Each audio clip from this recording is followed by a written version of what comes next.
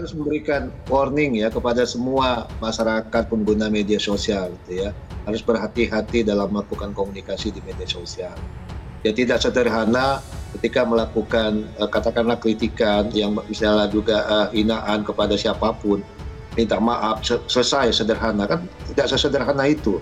Karena dampak image-nya ketika itu muncul dan dibaca oleh publik ya, itu kan sudah membekas, sudah terekam dalam mindset orang-orang tertentu gitu. Ungkapan bahasa atau bahasa itu sendiri mengandung niat, mengandung wujud niat, dalam hal ini menayangkan foto itu tadi, dan kemudian mengandung juga respon masyarakatnya, ya kan? Nah ini kan bentuk niatnya ini ya, karisma ini. Gitu. Nah kalau ada yang disebut dengan permintaan maaf, jangan dikaitkan semata-mata dengan bahwa bangsa kita pemaaf gitu kan. Kalau dia memang sungguh-sungguh gentle ya, gentleman mengakui kesalahannya, ya datangin aja dia ke kepolisian, dia katakan di situ, ya dia sampaikan yang sejujur-jujurnya, yang sebenar-benarnya itu apa motivasinya. Nanti juga polisi kalau bisa juga akan di profiling ya. Apakah dia hanya baru kali ini melakukan tulisan-tulisan yang sifatnya penghinaan itu? Ya, karena ini delik aduan, yang tepatnya itu adalah polisi nggak akan bisa bergerak, nggak bisa ngapa-ngapain kalau Ibu Iriana nggak mengadukan kepada polisi. Yang paling tepat, hubungin Ibu minta maaf ke sana, itu jauh lebih tepat. Tapi perkiraan saya Caca, baik dihubungin maupun tidak Ibu, saya kira ini nggak akan direspon oleh pihak keluarga Ibu menurut perkiraan saya seperti itu. Ya, tapi masyarakat kan ini gerah nih jadinya kan. Apa yang dihinakan oleh Karisma Jati dengan seolah-olah menganggap Ibu Iriana ini adalah pembantunya ibu negara Korea Selatan, ini benar-benar melukai perasaan semua anak bangsa. Jadi tidak heran kalau putra-putra dari Ibu Iriana Joko Widodo memberikan respon, mulai Kaisang, Gibran, karena wajar. Jangankan anak kandung, saya saja sebagai anak bangsa terluka kalau ibu negara kita dilakukan pelecehan atau penistaan seperti sekarang ini.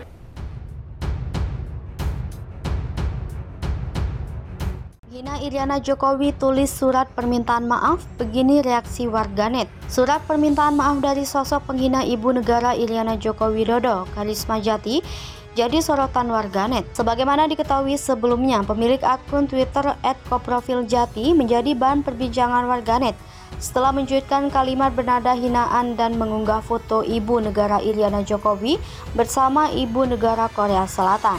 Meskipun akunnya kini sudah tidak aktif, dalam cuitan itu telah dihapus. Ia sempat mendapat balasan dari Gibran Rakabuming Raka dan Kaisang Pangarep. Warganet pun turut memberikan kritik dan tekanan sehingga ibu negara menjadi trending topik di Twitter pada Jumat 18 November 2022. Mendapat banyak kritikan, ia pun menghapus cuitan tersebut dan mengklarifikasi jika tulisannya merupakan kesalahpahaman. Penghina ibu negara Iriana Jokowi itu akhirnya mengunggah surat permintaan maaf terbuka di akun Facebooknya pada Jumat 18 November 2022. Karisma pun siap menerima konsekuensi hukum di kemudian hari. Surat permintaan maaf dari penghina Iriana Jokowi itu mengundang reaksi warganet. Tak sedikit warganet menyebut Karisma Jati keluar dari konteks. Mereka juga menyoroti permintaan maaf yang ditulis di Facebook. Akun Twitter Neo Historia pun turut memberikan komentar soal permintaan maaf Karisma Jati. Fahri Hamzah soal Nasdem usung Anies Baswedan, itu perjudian. Partai Nasdem saat ini dipastikan akan mengusung Anies Baswedan sebagai bakal calon presiden di pemilihan presiden tahun 2024 mendatang. Sekarang ini, ex-gubernur DKI Jakarta itu pun sudah memulai safari politiknya ke beberapa daerah yang ada di Indonesia.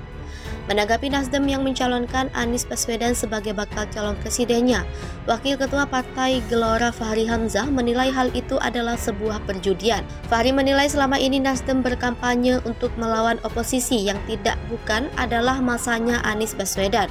Kemudian Fahri pun menilai dari sisi segmentasi elektoral pendukung yang mana kata dia, pendukung Anies dan Nasdem sangat berbeda jauh. Lebih lanjut dari sisi pendukung Anies Baswedan, mantan Ketua DPR RI periode 2014 sampai 2019 itu menilai bahwa bisa saja pendukungnya beralih ke kandidat lainnya.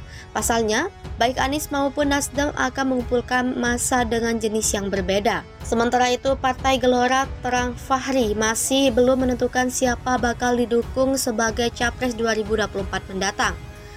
Fahri menyebutkan saat ini pihaknya tengah fokus untuk perbaikan internal. Ia menyarankan agar kedepannya setiap partai politik yang ada harus lebih berani untuk mengusung ketua umumnya sebagai calon presiden. Fahri pun menilai saat ini parpol tidak berani untuk mencalonkan ketua umumnya lantaran tidak memiliki popularitas yang tinggi. Nasdem didesak keluar dari kabinet Presiden Jokowi. Ini kata Surya Paloh. Ketua Umum Partai Nasdem Surya Paloh menegaskan partainya berkomitmen berjalan bersama pasangan Presiden dan Wakil Presiden Joko Widodo Ma'ruf Amin hingga kepemimpinannya usai pada 2024.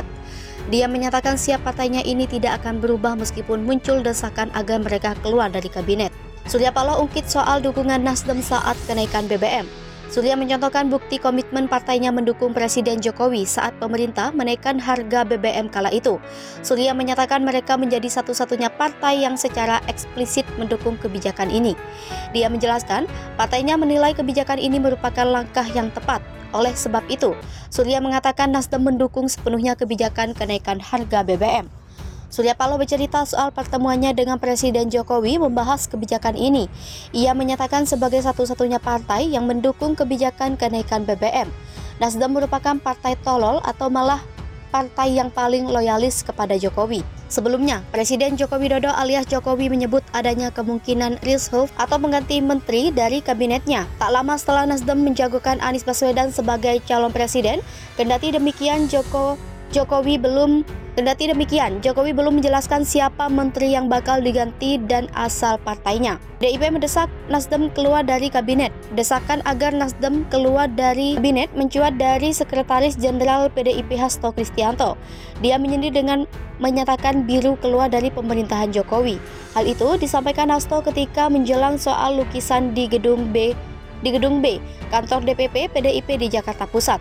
Lukisan tersebut menggambarkan peristiwa perobekan warna biru bendera Belanda di Hotel Yamoto, Surabaya pada 19 September 1945.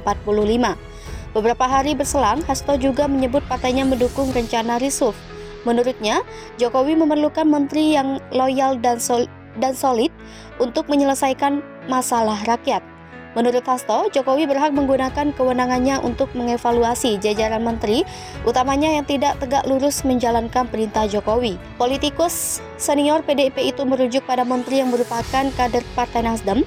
Pasalnya, partai ini mendeklarasikan Anies Baswedan sebagai calon presiden yang dinilai merupakan antitesa dari Jokowi.